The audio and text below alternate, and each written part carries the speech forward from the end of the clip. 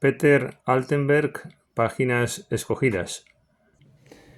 Bueno, vamos a comentar una figura interesantísima, un poco jocosa, bohemia, muy austriaco, un autor que vivió entre 1859 y 1919, y me he tomado aquí unas notas sobre a raíz de este libro. Y bueno, pues lo he titulado el comentario como La bohemia como solución, es decir, ¿es solución realmente la bohemia para los problemas que nos produce la vida? ¿Es este el bicarbonato adecuado, la bohemia, o hay otras soluciones mejores?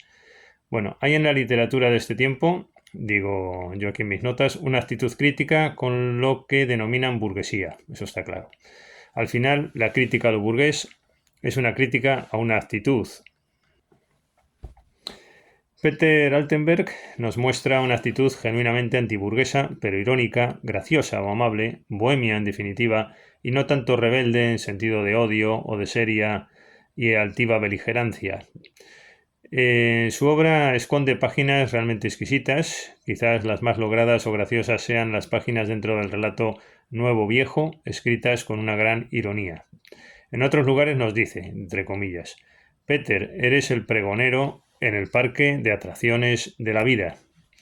No cualquiera se presta a ello. Es una profesión como las hay otras. Significa devolver la vista a los ciegos, el oído a los sordos, el sentimiento a los insensibles, la capacidad de derroche a los avaros. Esto lo dice en un poema que se llama Descubrimiento, o en un texto, mejor dicho. Sí, deseo que la mentira muera asesinada, dice en tiempos de guerra. Escribe a modo de secuencias breves, a veces aforismos. Las cosillas que escribo, dice. Lo dice esto en Como yo lo veo, Big C, creo que es en alemán, creo que es uno de los más, sí, en efecto, es de los más famosos que tiene. De hecho, considera que en un aforismo puede estar implícito un libro entero. Y textual ahora, los aforismos son aquello del otro. Si se le ocurre, hace un largo ensayo.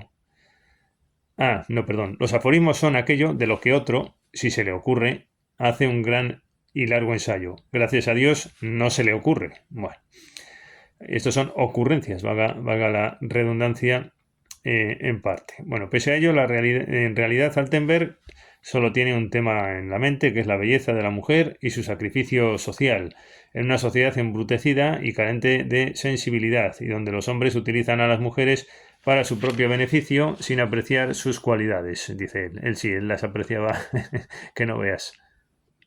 Bueno, y me digo yo aquí en estas notas, son tremendamente frecuentes los pasajes de este tipo. Por ejemplo, dice aquí textualmente, jamás en mi vida he concedido importancia a nada que no fuera la belleza femenina, la gracia de las mujeres, tan dulce, tan infantina. Otras veces aparece un Altenberg mujeriego o descarado, pero amable y siempre generoso con las mujeres. Algunas veces estas se aprovechan de él, pidiéndole regalos, pese a tener bajos recursos económicos. Eso sí, dice entre comillas, solo los hombres constituyen el elemento pérfido, desean tomar a las mujeres para cebar sus siempre hambrientas vanidades. En sus relatos, las bellas mujeres, a veces por influencia de sus padres, terminan sucumbiendo a los señores ricos. Aquí, entre comillas, la brutalidad de los hombres no solo se demuestra en la guerra, sino ya en el pacífico trato privado, dicen fragmentos. En su obra hay toda una crítica social frente a actitudes burguesas del tipo expuesto. Nos describe con más o menos gracia hombres miserables, personas que condenan todo a la utilidad y desprecian lo bello. Solo la mujer y el poeta se salvan de esta mediocridad de formas de vida. Las cosas importantes se relegan a un segundo plano. Esta actitud crítica, según el autor y todos los estudiosos de su obra, que no son pocos, se considera antiburguesa. No faltan páginas irónicas contra la administración de justicia, burlas contra la sociedad, de las charlas superficiales y el aburrimiento constante. En el relato Estampas de la vida humilde, en concreto La mecanógrafa, nos pinta una oficinista satisfecha solo por el hecho de que gana 800 coronas al mes. Con esto acaba todo sin mayores inquietudes. Este es el modelo de la gente en sociedad. Más actual no puede ser, por tanto, la descripción. Todo se convierte en objeto de utilidad, se crea una felicidad ficticia. Lo que pretende Altenberg lo expresa en el trabajo: así debería ser siempre, y dice: poner patas arriba el orden mundial de los burgueses. Otras veces nos dice: si te portas siempre bien, la gente ya ni se entera de que estás en el mundo. Lo dice en un texto que se llama Charla. En fin, Altenberg es el hombre que prefiere morir de diarrea que de estreñimiento. Lo dice en Cosecha, dentro de apéndice a Pródromo. Y afirma: vosotros solo os reís de uno, yo en cambio me río de todos. La verdad es que está bien. En fragmentos. O el problema de los hombres es que se lo toman todo demasiado en serio. Es cierto que la sociedad pop, me digo yo aquí, de nuestro presente, en cierto modo ha encajado esta realidad bohemia mediante una poderosa apariencia de contestación pop entre proletaria e incluso burguesa. En cambio, el modelo profesional carente de sensibilidad o embrutecida sigue presente, aunque atenuado. En todo caso, el bohemio hoy queda absorbido por una realidad falsa del placentero contestatario pop. Para eso mejor ser burgués puro y no a medias. ¿Cómo cambian los tiempos? Me digo yo aquí, ¿no? Lo que en conclusión nos falta es el intelectual esteta antiburgués no pop. Bueno, a mi juicio, el mejor relato de Altenberg, incluido de Nuevo Viejo, es el titulado Las energías vitales. Este es muy bueno. ¿Cuántas veces hemos sentido, me digo yo, con enorme fuerza la posibilidad de divertirnos noblemente, incluso con un simple intercambio de palabras en espontáneas conversaciones, hasta que algunos sujetos se encargan de ir rebajando el entusiasmo, anulando incluso las ganas de conversar para caer en un estado de apatía? Pues bien, esta situación la describe magistralmente nuestro autor de hoy y dice: miles de impertinencias, indiscreciones de los hombres nos destruyen las energías vitales acumuladas. A eso se suman las preocupaciones, la inquietud, los celos, el alcohol, la mala comida, los camareros maleducados. Todo eso nos carcome día a día, hora a hora, las energías vitales, y lo hace de una manera extrañamente debilitadora y paralizante que va preparando el terreno. De pronto uno se pone verde y amarillo y la electricidad vital libre se apaga.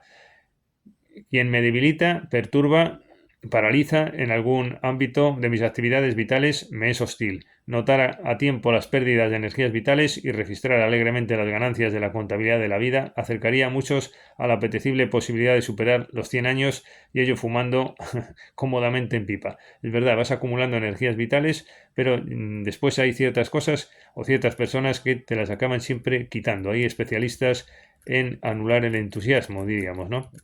Nadie puede dudar de la sinceridad de Altenberg en el sentido de haber hecho de su propia vida un personaje literario admirado en el mundo de las letras, aunque también ridiculizado a veces tanto por aquellas personas como por la sociedad en su conjunto. Estamos ante un poeta de verdad, que por hacer de su vida poesía termina padeciendo pobreza, enfermedades, burlas y calamidades. Sus amigos han de sostenerlo. Él vive en un café, tampoco está mal esta vida, ¿no? Por las noches y duerme en un hotel durante el día. Todo un bohemio, creador de una ética antiburguesa y antiutilitarista. Un poeta de verdad, de esos que no tienen para comer, dice en Cuentos de la Vida, sobre sí mismo. No obstante, para hacer alguna crítica, posiblemente inmerecida, a Altenberg, estamos ante un personaje que participa de esa característica intolerancia del humilde y de lo irónico, por decirlo de alguna manera. Es decir, es verdad que este tipo de personas al final terminan creyéndose en posesión de la verdad y parece que solo ellos son los guays del Paraguay. Bueno, entonces digo yo aquí, primero, porque leyendo este tipo de obras al final parece como si el arte tiene que centrarse en descripciones irónicas y chascarrillos. Parece como que las grandes sinfonías son algo innecesario, hasta ridículo o grandilocuente.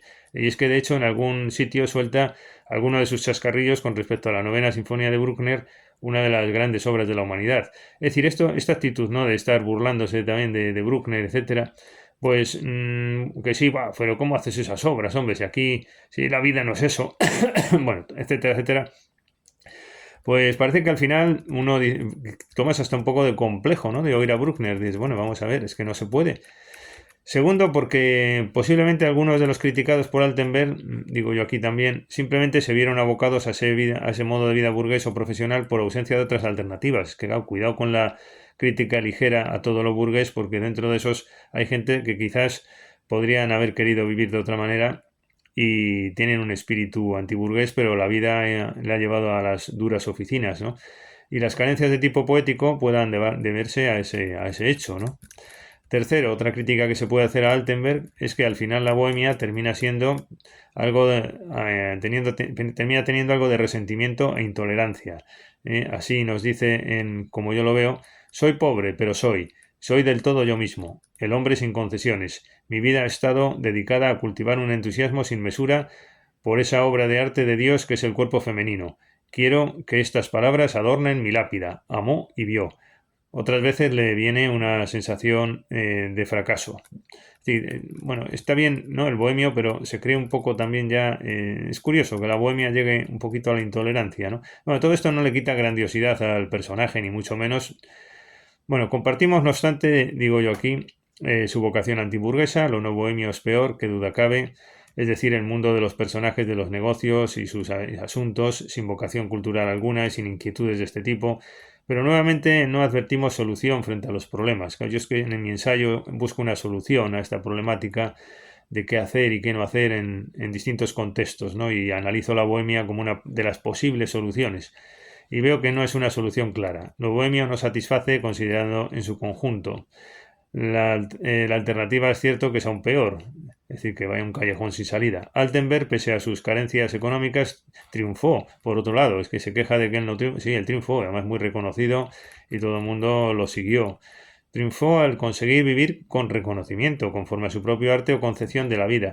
Nos preocupan más esos otros Altenberg que no consiguen reconocimiento alguno. ¿Cuántos hay que se dedican a la bohemia y al final no consiguen lo que consiguió Altenberg, que yo creo que consiguió vivir como él deseaba y además llegó a ser reconocido? ¿Qué más para un poeta, no? Es decir, que me preocupa, como digo yo aquí, esos otros Altenbergs que igual dan este salto y al final me estoy acordando de la obra de Bolaño, ¿no? El personaje de García Madero, ¿no? Que da el salto a la bohemia y al final pues se queda en camarero de restaurante, ¿no? ¿Y cuántos de estos hay?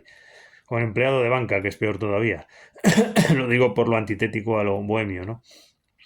O esos otros Altenbergs me preocupan que tienen que iniciar una andadura oficinesca contraria a su propia naturaleza o su temperamento, ¿no? Obligado por las circunstancias de la vida, porque hay espacio para el bohemio, igual en una ciudad, pues igual como Viena hay espacio para uno o dos, pero claro, ¿qué pasa con los demás, al querido amigo Altenberg, ¿no? ¿Cómo nos solucionas ese problema? Porque a ti te mantenían los demás, claro, si no los demás no trabajaran, ¿quién te iba a mantener, no? El Vienes consiguió ser un escritor muy reconocido por todas las grandes figuras del momento, Karl Kraus, Adolf Loos, Arthur Schnitzler.